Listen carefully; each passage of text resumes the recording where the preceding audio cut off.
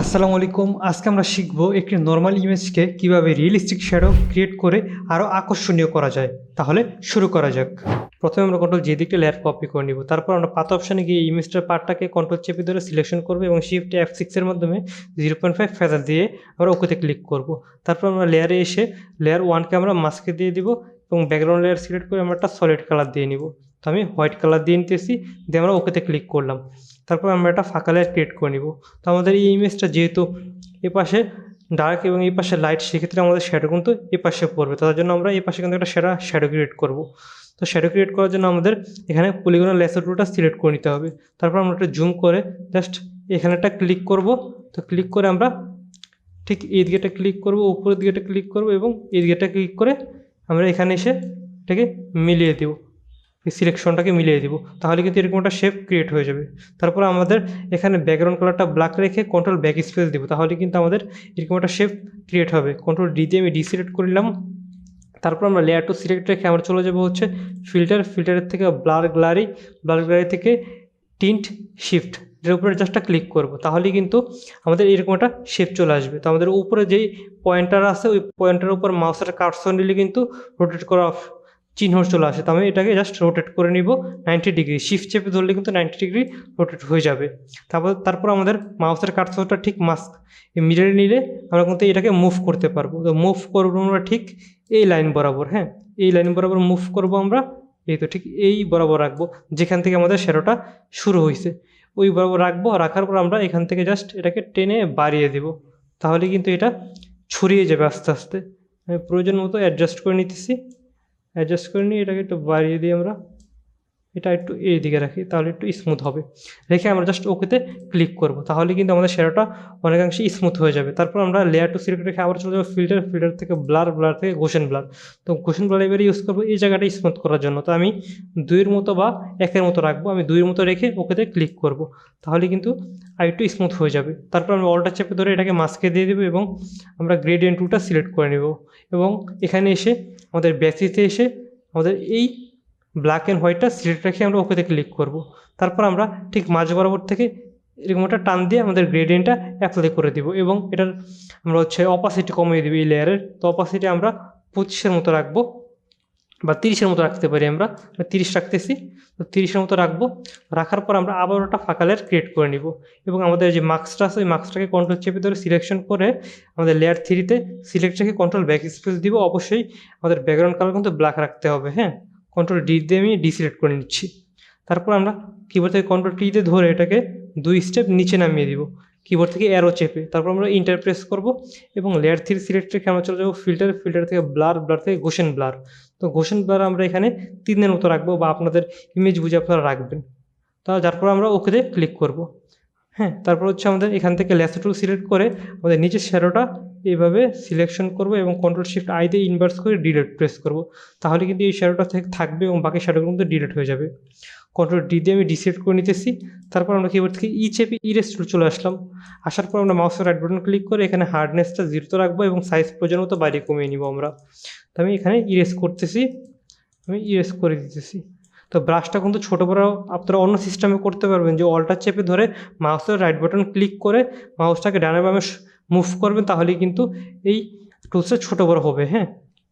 আমাদের নিচে শ্যাডোটা কিন্তু ক্রিয়েট করা হয়ে গেছে। তারপর আমরা আবারও এখন কিন্তু আমরা একটা রিফ্লেকশন ক্রিয়েট করবো। তার জন্য আমরা উপরের লেয়ারটা সিলেক্ট করে কিবোর্ড থেকে কন্ট্রোল জে দিয়ে আবার একটা কপি করে নিব এবং নিচের মাস্কটাকে সিলেক্ট করে মাউসের রাইট বাটন ক্লিক করে অ্যাপ্লাই লেয়ার মাস্ক করে দিব। তারপর আমরা কন্ট্রোল টিতে ধরবো এবং মাউসের রাইট বাটন ক্লিক করে ফ্রি ভার্টিক্যাল করে দিয়ে শিফট চেপে ধরে আমরা নিচের দিকে নিয়ে আসবো। তো আমি নিচের দিকে নিয়ে আসতেছি, তো একটু হালকা ভিতরের দিকে আমরা রাখবো। তারপর আমরা ফাঁকা জায়গায় ক্লিক করব এবং লেয়ার 1 সিলেক্ট রেখে আমরা চলে যাব হচ্ছে এডিট থেকে পার্সপেক্টিভ ওয়ার্পের উপরে ক্লিক করব। তাহলে কিন্তু আমরা জাস্ট এই মাঝখান বরাবর এই লাইন বরাবর জাস্টটা ক্লিক করব, তাহলে কিন্তু এরকম একটা অপশন চলে আসবে, হ্যাঁ। তো এটাকে আমরা জাস্ট টেনে এনে এই দিকে নিয়ে আসবো এবং এটাকে টেনে আমরা এই দিকে নিয়ে আসবো এবং এটাকে টেনে আমরা এই কর্নারের সাথে মিলিয়ে দেব এবং এটাকেও এই দিকে আমরা মিলিয়ে দিয়েছি। তো মিলিয়ে দেওয়ার পর আমরা আবারও জাস্টটা ফাঁকা জায়গায় ক্লিক করবো, তাহলে কিন্তু আবার ওটা চলে আসবে। তো আমি এটাকে এই দিকে মিলিয়ে দিলাম এবং এটাকে এটার সাথে মিলিয়ে দিতেছি এবং এখান থেকে টেনে এই লাইন বরাবর রাখবো। তো এটাকে আমরা টেনে একটু এদিকে মিলিয়ে দিতেছি। তো মিলিয়ে দেওয়ার পর আমরা জাস্ট এখানে ওয়ার্প অপশন আছে, ওয়ার্প অপশনে আমরা ক্লিক করব, তাহলে কিন্তু এখন এটাকে ওয়ার্প করতে পারবো। তো আমি টেনে এনে এটাকে এই দিকে নিয়ে আসবো।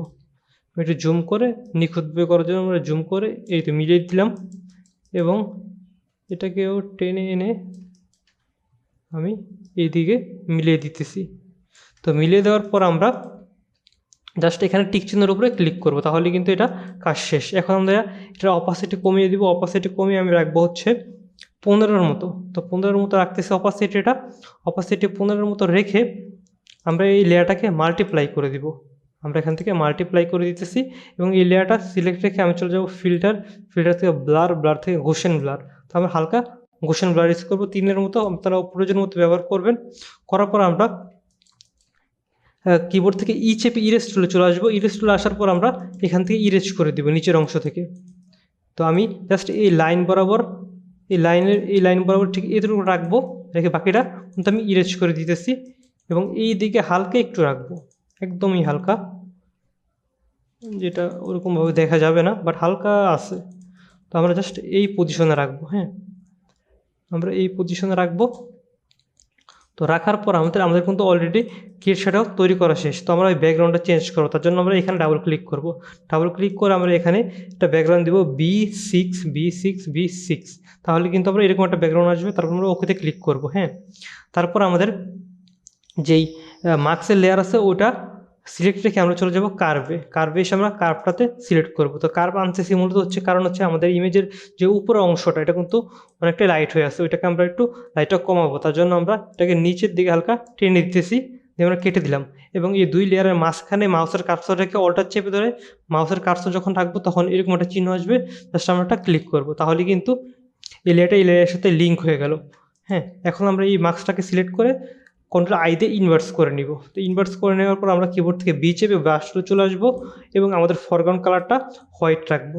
রেখে আমরা এই প্রোডাক্টের উপরের দিকে আমরা ব্রাশ করে দিব, তাহলে কিন্তু আমাদের যেই লাইটটা ওইটা কমে যাবে। এই তো কমে গেছে কিন্তু। হ্যাঁ, লাইটটা কিন্তু কমে গেছে।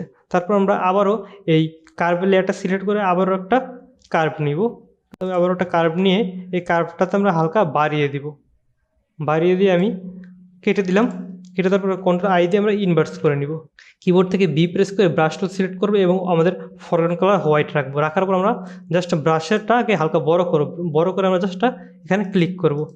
2-3 বার ক্লিক করলে কিন্তু এখানে একটা লাইট কালার চলে আসবে। তো লাইট কালার চলে আসার পর আমরা এটা কিন্তু এখন হালকা লাইট মনে হইতেছে, যে এই পাশটাতে হালকা লাইট পড়ছে, যার কারণে এই ইমেজটা এই জায়গায় কিন্তু ব্রাইট হয়ে আছে। হ্যাঁ, আমরা কিন্তু আমাদের যে মার্কসটা আছে মার্কসটাকে কন্ট্রোল চেপে ধরে সিলেকশন করে নিব এবং অল্টার চেপে ধরে এই মার্কসের ভিতর চলে যেয়ে এখান থেকে জাস্ট ডিলিট করে দিব, তাহলে কিন্তু আমাদের এই পাশে যেই লাইট কালার পড়ছে প্রোডাক্টের উপরে ওই রকম থাকবে না। কন্ট্রোল ডি দিয়ে আমি ডিসিলেক্ট করে নিতেছি এবং অল্টার চেপে ধরে বের হয়ে গেলাম। আপনারা কিন্তু এভাবেই খুব সহজেই যে কোনো প্রোডাক্টের ক্রিয়েট শ্যাডো তৈরি করতে পারবেন। সবাইকে ধন্যবাদ।